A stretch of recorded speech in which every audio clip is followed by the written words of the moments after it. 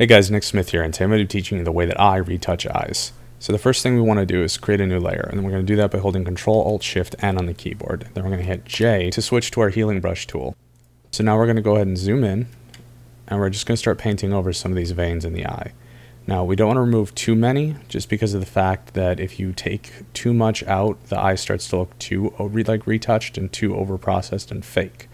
So we just want to remove some of the ones that are like really easily spotted and not very blending with the rest. We don't want to remove all of them though. So I'm just going to kind of go through here and just do that. And we don't want it to look too clean because, like I said, no one's eyes are that clean and it starts to look fake at that point. But we do want to clean it up a little bit.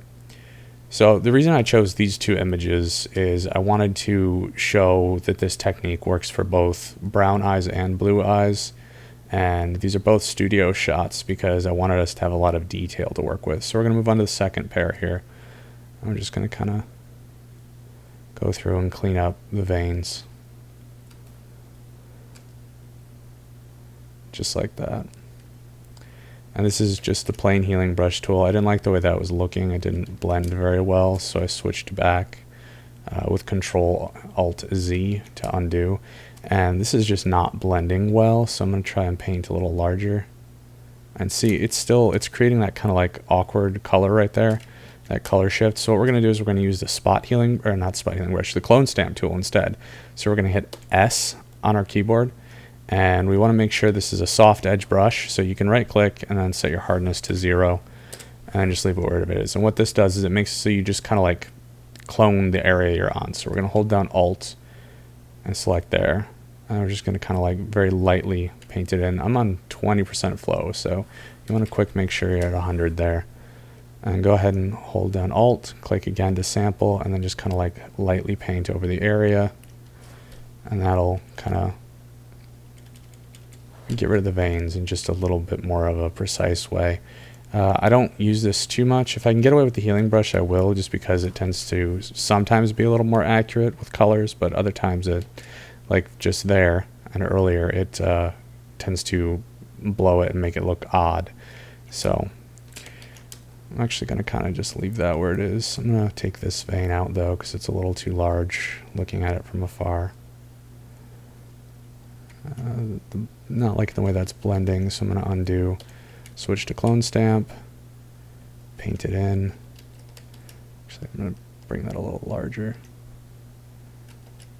Paint it in. There, that's not bad at all. Okay, and then we're just going to keep removing these veins as we were. Like I said, you don't want to remove all of them just because it starts to look too fake. I can't stress that enough. I'm going to repeat that probably several more times. I know I've already said it a few, but it's very important you don't over-retouch things, because when you over-retouch is when people notice that you've retouched. And honestly, when you do your retouching, people should look at the image and think that it hasn't been retouched. And I know that sounds counterintuitive, but someone once said good retouching is not really noticeable. Like, you shouldn't be able to know, oh yeah, that was photoshopped. It should just look like that person has great complexion and perfect eyes as is. It shouldn't look like it was fake.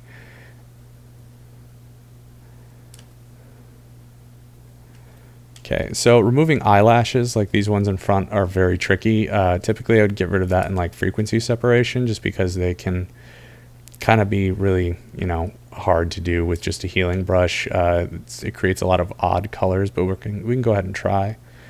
And that actually didn't do such a bad job. I think it's passable. If you look, there's a little bit of discoloration around it, but I don't think it's too bad, actually. It did quite a good job there.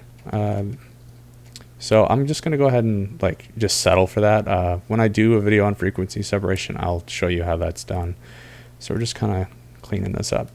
Okay, so if we quick toggle on our before and after on each of these, we can see we just kind of cleaned up the veins, cleaned up those eyelashes that were kind of coming down. And if we go up to these top eyes, you can see it just kind of did that. I started off light on this, and I think I kind of overdid the veins in these eyes just because they were a little more noticeable because of the color. But if I wasn't, you know, trying to do this both at the same time, I could lower the opacity on this layer to like 50, and that would just like make them less noticeable. So instead of 100, you could always lower it down to 10 even, and see, it just kind of makes it less, or, you know, you could do 20 or go up to 50 or whatever, and that just kind of lowers it. So it can kind of, if you want to get rid of a little bit but keep showing them still, you can just use your opacity to do that. So the next thing we're going to do here, now that we've gotten rid of some veins, is we're going to open up a hue saturation layer. So we're going to go down to our adjustments panel here, open up hue saturation, and then we're going to do -30 in saturation. And it's going to desaturate the whole image, which is not what we want to do here. What we want to do is we want to hold down Control and then hit I, and it'll invert this layer mask. And then we're going to hit B to switch to our brush tool. And then we're going to go ahead and zoom in. And then we want our flow to be on 100% and our opacity to be on 100%. And then we're just going to kind of like resize this. My screen is froze for a split second here.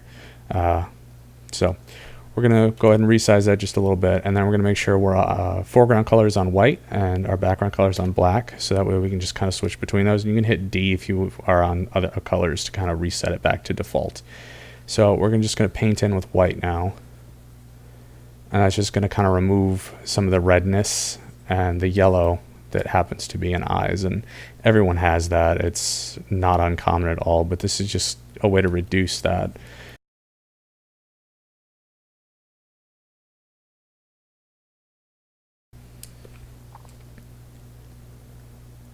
As realistic as it is to have it, it's better to not have it. Now, these eyes are actually very white as is, so you're not going to notice much of a difference when I paint over with this layer. And now if we want to actually see our layer, we can hit the backslash button, and it kind of actually shows where we've painted. So we can see I kind of went a little over on the eye here. And we can just kind of hit that again to go back. And I'm just going to paint in here. See, I was just removing that tiny bit of redness left in the eye. And that's just making those veins even less noticeable. So, quick before and after on both of them here.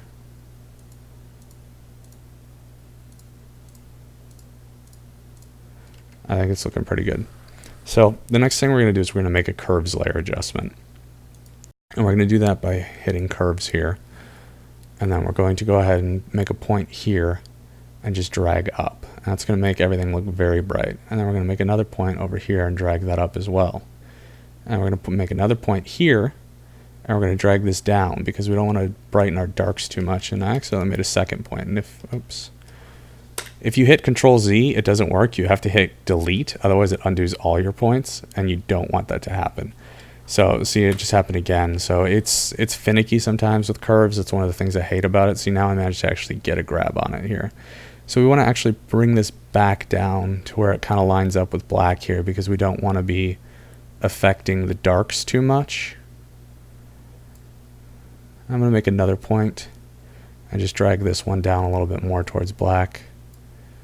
Okay. That looks pretty good. I think we should probably drag this down just a little bit to kind of lessen it.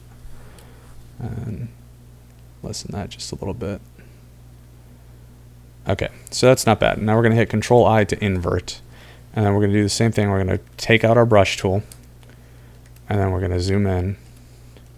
And then we're going to paint again. And this will be a lot more noticeable because you're brightening up the area. Now, the reason we bent that down at the bottom is, like I said, we don't want it to affect our darks so much. So if you notice, when I brush over something that's like black, like these eyelashes, it doesn't lighten them at all. And the reason it doesn't lighten them is because we made that kind of dark area adjustment to the curves, and that's preventing it from affecting that. It's not raising it up like it would have if we just made a bend upwards. It's keeping the lights and darks separate. So it's really important to do that because it just makes it so it affects the eye in a more natural way. So you're not brightening the pupil or the dark part of the iris.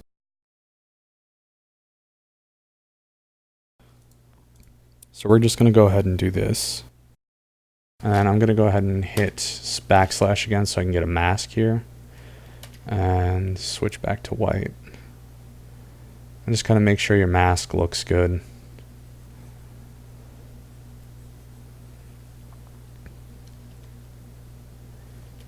Okay, go back over here.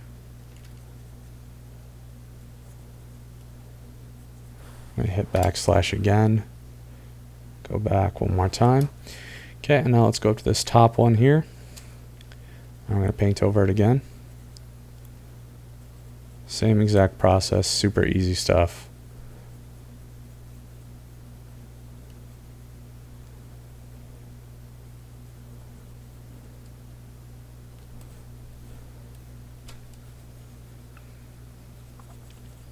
Now if you find that you're using this a lot, you can make yourself an action for this. And what that will do is it makes so it kind of just sets up the layer for you, so you don't have to make your curve bends every single time you want to do this. So right now it looks way fake and over processed. So what we're going to do is we're going to lower the opacity here to say about 15. And we're just going to toggle that, and see that just makes it like the slightest boost to the eyes to kind of bring them out a bit more. I think we could probably get away with like 20. 30 is a little too much. I think 20 is good. 20 is good, yeah. Okay, so now we want to make another curves layer, and these two are going to be separate because one is going to be for blue eyes, one's going to be for brown eyes. So we're going to go ahead and bring up this adjustments panel again. I'm going to select curves, and then we're going to do that same kind of bend that we just did, where we bring up our middle, bring up another point.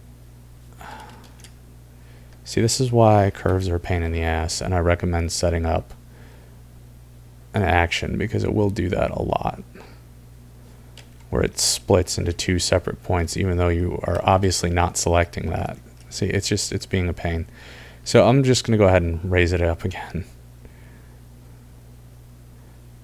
I just undid it to a point where it let me.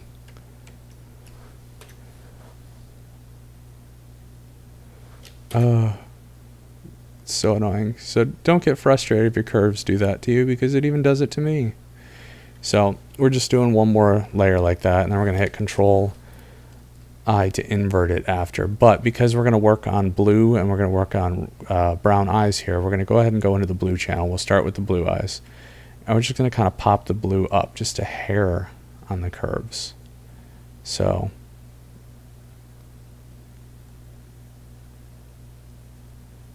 right about there is pretty good. So if you look at the whites of the eyes, and if you look there, it doesn't look good because it's starting to put a blue cast in it. But when we actually paint this onto the blue eyes, it'll kind of make them pop a little bit more. Just go ahead and Control-I to invert. And then we're going to select our brush tool here. And then we're just going to paint white over it again. But we're only painting on the iris now. We're not going to paint on any of the whites.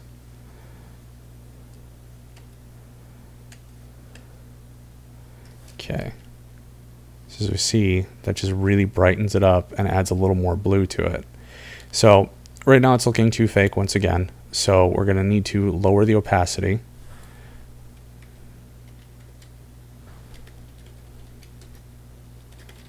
I think about 30 look good, 40 looks really good, it starts bringing the color.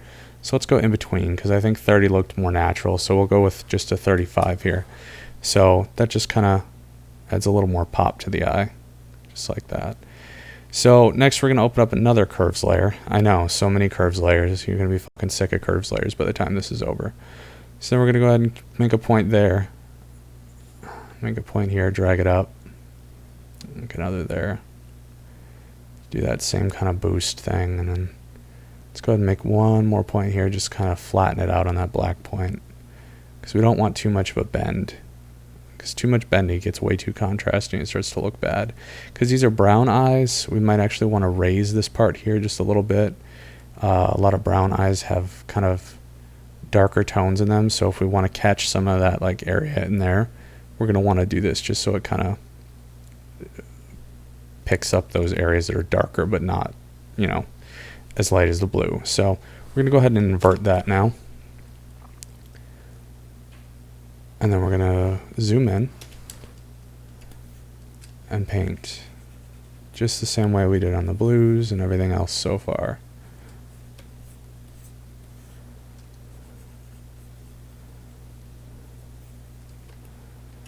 Okay. And now, because these are brown eyes, like I said, we're going to do something kind of special here. We're going to go to red, and we're going to pump up our red just a tiny bit, not that much. That starts to look way too fake, way too fast. So we're going to put just a tiny bit of red. Go to blue, and we're going to drag blue down to put just a tiny bit of yellow. And that just adds a little bit more color to it. And now we're going to go ahead and lower our opacity again. We did 35 on the other one. I don't think that's quite enough. We're going to do 40. 50 looks pretty good. Probably 45 just to be safe. So that's how we do the second layer for curves.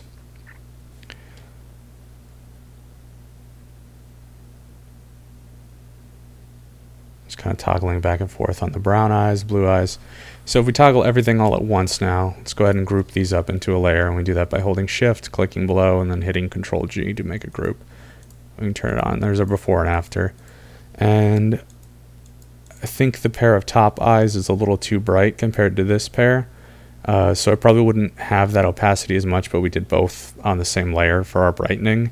So bringing it down is not really an option, but I would not go that bright if this were normal. And now, because curves are a bit of pain in the ass for everyone, I'm going to go ahead and show you a different method. And this method is not as accurate as curves, and it's not as controlled, and it doesn't look as professional. But this is the method I used to use before I learned curves, and it's a little easier. It still uses layer masking, but it uses it in a different way. So what we're going to do is we're going to make a stamped visible layer, and we want to make sure this layer is hidden if you're following along, because you don't want to stamp that because it'll just copy every change we've ever made. So we're going to hit Control-Alt-Shift-E, and that just makes an exact duplicate.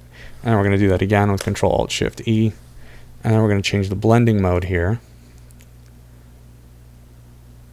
I'm going to make one screen, and we're going to hold down Alt while we click our layer mask, and that creates an automatically inverted mask. So it's black, immediately ready to be painted over. If you don't hold down Alt and you click that, it'll just make a regular layer mask, and then you have to hit Control-I to bring up a black one. And that just makes it so you can paint on it with white to reveal. So now that that's hidden, we're going to go ahead and select this layer, and then we're going to change this to multiply, and it's going to darken everything. And we're going to do the same thing, bring up a black layer mask so we can paint on it. Now, the reason this, like I said, isn't as accurate is because curves, you can control where it affects the blacks. So this, anything you paint on will be affected immediately. So you can't actually control the lights and darks and everything like that and what gets affected by your painting. So you have to be careful with where you're painting. So we're going to go ahead and zoom in here and start painting. This was on black. Start painting with black where we want, because I'm on this layer. This is the darken layer, which I should actually rename to darken. I'm going to rename this one lighten, and you want to rename the one that you set to screen lighten and the one you set to multiply darken, because you don't want to get that confused. So you go ahead and just paint where you see black, and like I said, this is not the best method, but I used it for actually quite a long time. And some people were like, oh my god, I love the way you do your eyes, and now I look at it and I'm like, this is trash. But if you want something super quick, super easy, you can do it this way. And like I said, it's not great, but it's fast. So we're just creating kind of a dark circle around the outside, and then we're creating a darker pupil, and it looks really bad right now, but we're going to fix it in just a second. So I'm going to go ahead and do this to the bottom set of eyes as well.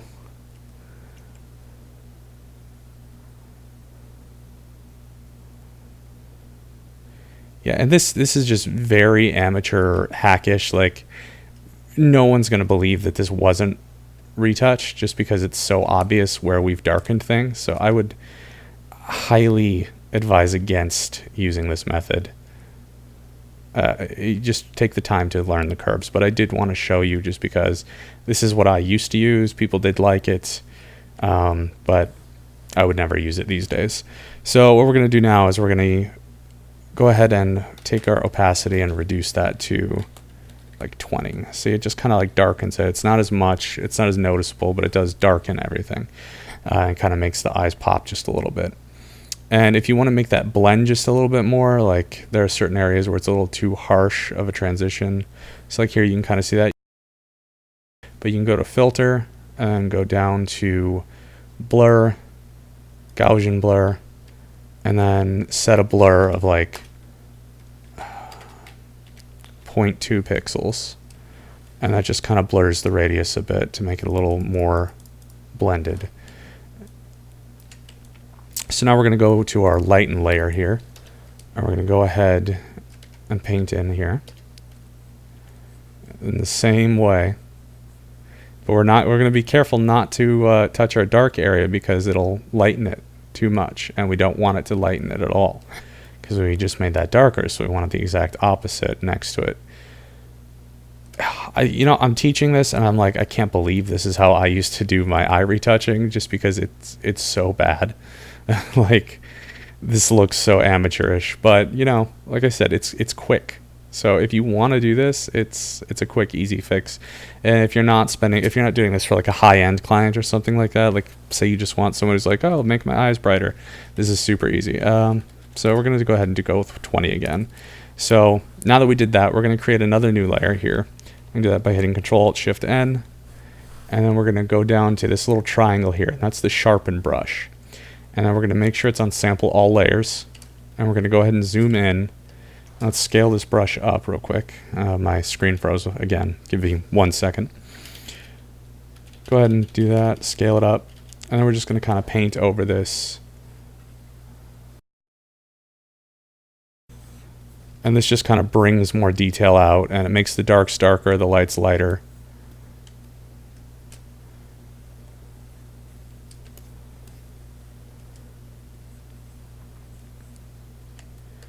And that helps make it just a little bit more natural looking. And you can actually use this in tandem with the curves if you wanted to. It's just, I'd rather do this, my sharpening through another method. This is my old method.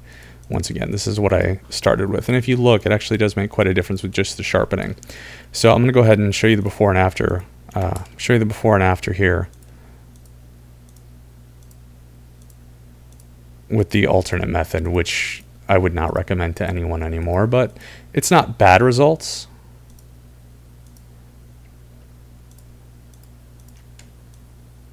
But anyways, and that's what it looks like together, which you don't really want.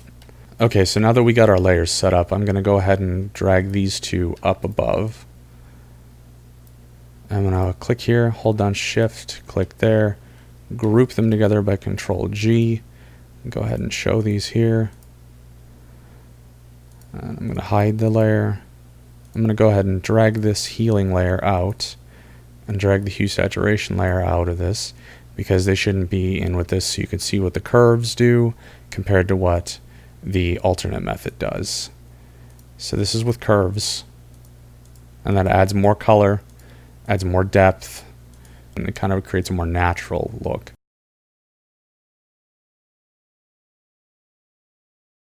And this is the alternate method, which is much more dramatic and, stylized, I guess. Like I said, some people liked when I used this method. They thought it was awesome, but I just think curves is much more natural and it looks more real. So it's really up to you which one you want to use. But I wanted to teach you both. So now that you know how to do that, you can make your own decision on how you want to go about processing the eyes. If you enjoyed this video and you learned something from it, please leave a like, comment, and subscribe so other people can find my tutorials and learn from me as well. Thanks for watching, guys. I'll see you next time.